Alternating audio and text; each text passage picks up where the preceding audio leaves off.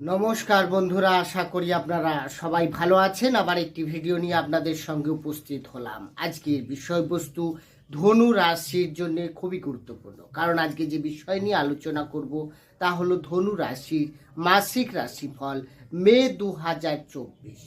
এই মে 2024-এ ধনু রাশি সাপেক্ষে গ্রহের অবস্থান কেমন থাকবে, সেই অনুযায়ী আপনার স্বাস্থ্য, শিক্ষা, প্রেম ভালোবাসা, বিবাহিত জীবন, ভাগ্য, কেরিয়ার, বিজনেস এই সমস্ত বিষয় নিয়ে আমি আলোচনা করব। আপনি যদি ধনু রাশির জাতক বা জাতিকা হন, ভিডিওটি মনোযোগ সহকারে প্রথম থেকে শেষ অবধি দেখুন। দেখার পর আপনার যদি ভালো লাগে, পারলে চ্যানেলটিকে সাবস্ক্রাইব করে আমাদের সঙ্গে থাকতে পারে। সাবস্ক্রাইব করলে পাশে থাকা বেল আইকনটি অবশ্যই প্রেস করে রাখবেন, কারণ এই ধরনের ভিডিও নোটিফিকেশন তাহলে আপনি সহজে পেয়ে যাবেন। আসি আলোচনায়। তাহলে যখনই মে শুরু হবে, আপনার রাশি সাপেক্ষে গ্রহের অবস্থান থাকবে অনেকটা এই রকম। অর্থাৎ আপনার রাশি সাপেক্ষে তৃতীয়ভাবে অবস্থান করে থাকবে স্বয়ং শনি, চতুর্থভাবে রাহু, মঙ্গল, বুধ, পঞ্চমে শুক্র, রবি এবং ষষ্ঠভাবে থাকছে বৃহস্পতি, এবং আপনার রাশির দশমভাবে অবস্থান করে থাকবে কেতু। তাহলে গ্রহের অবস্থান অনুযায়ী এই মাসে স্বাস্থ্য কেমন যাবে, ধনু রাশির যেসব ব্যক্তিরা রয়েছেন তাদের স্বাস্থ্য এই মাসে কেমন যাচ্ছে সেটাই প্রথমে আলোচনা করব। তো স্বাস্থ্য বিচার করা হয় রাশির অধিপতি গ্রহের অবস্থান অনুযায়ী। রাশির অধিপতিকে না বৃহস্পতি অবস্থান করে থাকবে ষষ্ঠভাবে পুরো মাসটা। ষষ্ঠ ভাব আমরা সবাই জানি কুণ্ডলীর শুভ নয়। 6, 8, 12 এই ভাবগুলোতে যখনই কোনো গ্রহ অবস্থান করে সেখানে কিছু না কিছু খারাপ ফল আপনাকে দিয়ে যায়। তো আপনার অধিপতি গ্রহ, রাশির অধিপতি গ্রহ বৃহস্পতি যখন ষষ্ঠে অবস্থান করে থাকবে, অর্থাৎ আপনাকে খাওয়া দাওয়া অনেকটা কন্ট্রোল করতে হবে, কারণ এখানে স্টমাক রিলেটেড আপনার কিছু গ্যাস্ট্রিকের সমস্যা আসতে পারে। এছাড়া ডায়াবেটিস বা লিভার ফাংশন থেকে কিছুটা প্রবলেম হতে পারে। আপনাদের কিন্তু এই বিষয়গুলোতে সাবধানে থাকতে হবে। যাদের এই ধরনের প্রবলেম আগে থেকে কোনো রয়েছে তাদেরও কিন্তু এই সমস্যাগুলো কিন্তু বাড়তে পারে। তো এ বিষয়ে আপনাকে সজাগ থাকতে হবে। বাইরে গেলে একটু খাওয়া দাওয়া আপনাকে ঠিকঠাক করতে হবে, তা না হলে কিন্তু আপনি সমস্যায় পড়তে পারেন।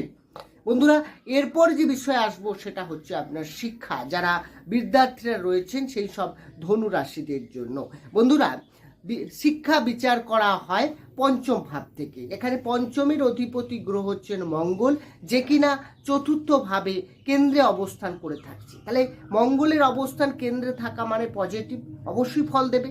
মিত্রক্ষেত্রে বৃহস্পতির ঘরে মঙ্গল শুভ ফল দেওয়ার চেষ্টা করবে, কিন্তু এখানে রাহু যুক্ত হয়ে থাকছে।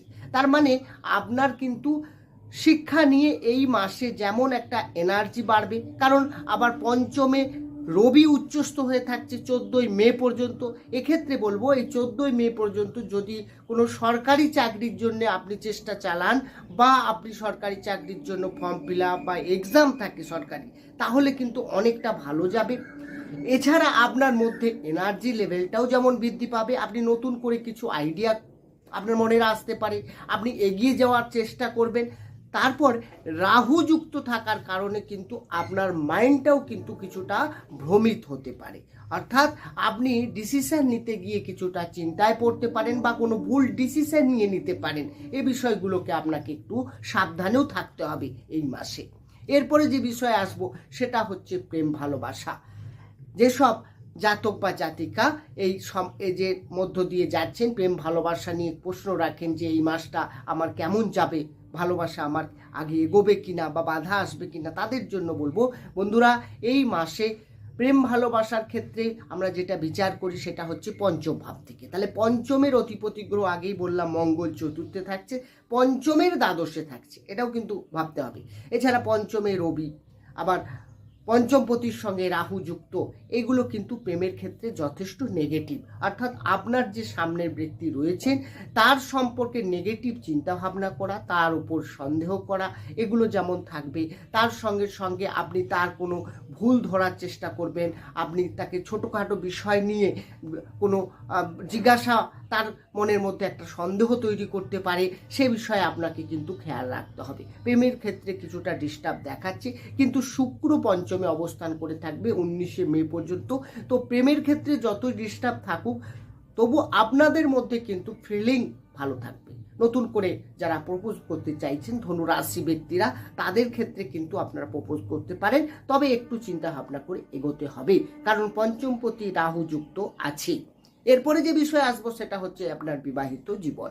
তাহলে বিবাহিত জীবন যারা বিয়ে করে নিয়েছেন তাদের জন্য, আবার যারা নতুন করে ধরুন অবিবাহিত রয়েছেন, তারা বিয়ে করতে যাচ্ছেন, তাদের অনেক চেষ্টা করছেন, অনেকবার মানে যোগাযোগ করে ফাইনাল হয়েও কেটে যাচ্ছে, এই ধরনের যদি কোনো সমস্যা থাকে বন্ধুরা, এখানে সপ্তম দেখে বিবাহিত জীবন বিচার করা হয়। সপ্তমপতি কোথায় না বুধ, সপ্তমপতি বুধ অবস্থান করে আছে চতুর্থভাবে কেন্দ্রে অবস্থান করে আছে ভালো, তবে নিচস্থ হয়ে আছে, এটা একটু ডিস্টার্ব রয়েছে। বুধ নিচস্থ আছে, ফলে আপনার যে লাইফ পার্টনার রয়েছে তার মধ্যে দুজনের মধ্যে কিন্তু কিছুটা মিসআন্ডারস্ট্যান্ডিং তৈরি করতে পারে, ভুল বোঝাবুঝি হতে তো পারে। তার সঙ্গে সঙ্গে আপনার তার কেরিয়ারের কিছু ডিস্টার্ব দেখা যেতে পারে, ফলে কেরিয়ারের যখন ডিস্টার্ব থাকে তাহলে ফ্যামিলি লাইফেও সেখানেও কিছুটা তার এফেক্ট অবশ্যই পড়বে। আপনারা দুজনে আলোচনা করুন, কোনো বিষয় যদি আপনাদের মনে আসে সেটা কখনোই চেপে রাখবেন না, তাহলে কি হয় সমস্যাটা আরও বেড়ে যায়। তো আপনাদের মধ্যে যদি খোলামেলা আলোচনা হয় বা কোনো সিদ্ধান্ত নিতে গেলে আপনি দুজনের পরামর্শ নিন, তাহলে কি হয় দুজনের মধ্যে কিন্তু যে ভুল বুঝাবুঝির অবকাশ থেকে থাকে সেটাও কিন্তু দূর হয়ে যায়, ফলে দুজনের মধ্যে কিন্তু আন্ডারস্ট্যান্ডিংটা ভালো হয়। বিবাহিত জীবন এই মাস কিন্তু খুব একটা ভালোও বলবো না, আবার কিছুটা খারাপও বলবো না, কারণ এখানে পঞ্চমপতি মঙ্গল যুক্ত হয়ে আছে, তার মানে দুজনের মধ্যে প্রেমও ভালো থাকবে। তো এখানে রিলেশনশিপ চেষ্টা করবে, কিন্তু আপনার রাশির অধিপতি ষষ্ঠে থাকছে, তার মানে আপনার মধ্যে কিন্তু কিছু নেগেটিভ ফিলিং থাকবে। আপনার ব্যবহার, আপনার কথাবার্তা, সেখানে কিন্তু আপনার যে লাইফ পার্টনার রয়েছে তার কিছুটা ইগোতে আঘাত লাগতে পারে, এগুলো কিন্তু একটু মাথায় রাখবেন আপনারা।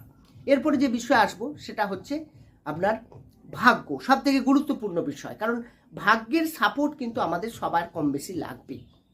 তো সেই জায়গায় এই মাস আপনাকে ভাগ্য কতটা সাপোর্ট দিচ্ছে, ভাগ্য বিচার করা হয় নবম ভাব থেকে। নবমের অধিপতি গ্রহকে রবি, যে কিনা পঞ্চমে উচ্চস্থ হয়ে আছে 14ই মে পর্যন্ত।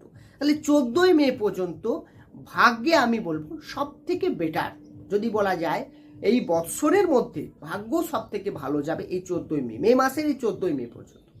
তার কারণ এই সময় যখনই রবি উচ্চস্থ থাকবে, বিশেষ করে পঞ্চমে ত্রিকোণে উচ্চস্থ হয়ে আছে আপনার ভাগ্যের অধিপতি গ্রহ রবি, সেক্ষেত্রে আমি বলবো এই সময় আপনি যে কোনো বড় সিদ্ধান্ত নিতে পারেন, কোনো বাড়িতে মাঙ্গলিক কাজ করাতে পারেন, কোনো বড় মিটিং যদি আপনার থাকে, কোনো পার্টনারশিপ ব্যবসা শুরু করতে চাইছেন, কোনো বাড়ি নির্মাণ করতে চাইছেন, প্রপার্টি কোনো কেনা বা বেচা, কোনো জিনিস পারচেস করতে চাইছেন বাড়ির জন্য, আপনি এই সময় করুন, আপনার জন্য কিন্তু যথেষ্ট ভালো। ভাগ্যের সাপোর্ট যদি যে সময় ভালো থাকে, সেই সময় যদি আপনি যে কোনো বড় ধরনের কিছু করতে চান, যদি করেন, তাহলে সেটা অনায়াসে আপনি সহজে করতে পারবেন। আর যদি ভাগ্যের বাধা থাকে, যদি ভাগ্যপতি কোনো অশুভ জায়গায় বসে থাকে, তো সেই জায়গায় আপনার সেই কাজটা হয়তো বাধা সৃষ্টি হতে পারে, বারবার ফেল হতে পারে, বা কাজটা নাও হতে পারে। তো এক্ষেত্রে আমি বলবো 14ই মে পর্যন্ত আপনারা সিদ্ধান্ত নিন। 14ই মের পর এই মাসে আপনার রবি যখন ষষ্ঠভাবে যাচ্ছে, শত্রু ঘরে যাচ্ছে, সেখানে কিন্তু আপনার সঙ্গে অবশ্যই পলিটিক্স কিছু হতে পারে, সেটা ফ্যামিলির তরফ থেকে হলেও বা সমাজের কারো থেকে, বন্ধু বান্ধব থেকে, যে কার কাছ থেকে আসতে পারে। আর তার সঙ্গে সঙ্গে আপনার শত্রু বৃদ্ধি হওয়ার সম্ভাবনা রয়েছে ষষ্ঠভাবে যখনই রবি যাবে। তো সেই জায়গা থেকে আপনাকে 14ই মে সব থেকে বেটার। এরপরে যে বিষয় আসবো সেটা হচ্ছে আপনার কেরিয়ার বিচার করা হয় দশম ভাব থেকে। দশমের অধিপতি গ্রহ বুধ, আগেই বললাম চতুর্থে অবস্থান করে সে কিন্তু দশমকে দেখছে। দশমে পঞ্চমপতিরও দৃষ্টি আছে, রাহুরও দৃষ্টি আছে, এক্ষেত্রে আবার দশমে কেতুর অবস্থান করে রয়েছে।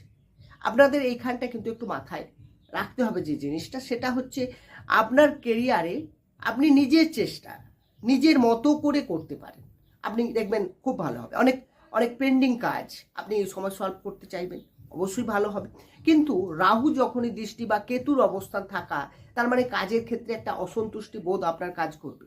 আপনার মনে হতে পারে আপনি এটা চেঞ্জ করার চেষ্টা করতে পারেন, আপনার মনে হতে পারে যে আমার মধ্যে কাজের মধ্যে যেন কোথাও না কোথাও একটা গ্যাপ রয়ে যাচ্ছে। আমি যেভাবে পরিশ্রম দিচ্ছি সেই হিসাবে আমি কিন্তু বেনিফিট পাচ্ছি না, সেই হিসাবে ফেসিলিটি পাচ্ছি না, সেই হিসাবে মানি পাচ্ছি না। তো এই জায়গাটা কিন্তু আপনার মনের মধ্যে বেশি তৈরি হবে এই সময়। আপনি যদি চেঞ্জ করতে চান একটু ভেবে চিন্তে চেঞ্জ করবেন, বিশেষ করে 14ই মের আগে করে নিতে পারেন, আপনার বেটার, ভাগ্য আপনার সাপোর্ট থাকবে। আপনার কাজের সূত্রে বাইরে কোনো ট্রাভেলিং হওয়া, বাইরে যাওয়া, এগুলো কিন্তু দেখাবে। বা বিদেশি যারা ফরেন কোম্পানি কাজ করেন তাদের ক্ষেত্রেও একটা বেটার সুযোগ আসতে পারে। এরপর যে বিষয়ে আসবো সেটা হচ্ছে আপনার বিজনেস, ব্যবসা বিচার করার সপ্তম ভাব থেকে সপ্তমের অধিপতি গ্রহ, আগেই বললাম বুধ রাহুযুক্ত হয়ে আছে। তো 14ই মে পর্যন্ত ভাগ্য আপনার সাপোর্টে থাকবে। তো 14ই মে পর্যন্ত ব্যবসা মোটামুটি ঠিকঠাক থাকবে, তারপর একটুটা বাধা আসবে। ব্যবসার ক্ষেত্রে আপনারা কোনো সিদ্ধান্ত নিতে গেলে একটু ভেবেচিন্তে, নতুন করে কাস্টমার বা ডেলি ইনকামের ক্ষেত্রে কিছুটা কিন্তু বাধার সৃষ্টি হতে পারে। ব্যবসার ক্ষেত্রে এই মাস কিন্তু খুব একটা বেটার দেখাচ্ছে না। বন্ধুরা, এই আলোচনা রাশিভিত্তিক আলোচনা, জন্মকালীন কারো গ্রহের অবস্থান তো আমার জানা নেই। তো আপনাদের যদি কোনো পরামর্শ থাকে বা কোনো কিছু জানতে চান, অবশ্যই ডেসক্রিপশনে নম্বর রয়েছে, সেখানে গিয়ে যোগাযোগ করতে পারেন। বন্ধুরা, এই ছিল আজকের আলোচনা। কেমন লাগলো আলোচনা কমেন্ট বক্সে অবশ্যই জানাবেন।